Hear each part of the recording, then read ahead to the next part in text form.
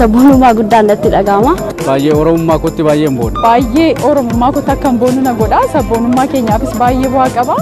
Kan nama boonsu kan itti boonu Oromoon marti kan itti boonu. Oromummaa ajaa'ibaatu natti dhaga'ama. Hedduu na boonsa.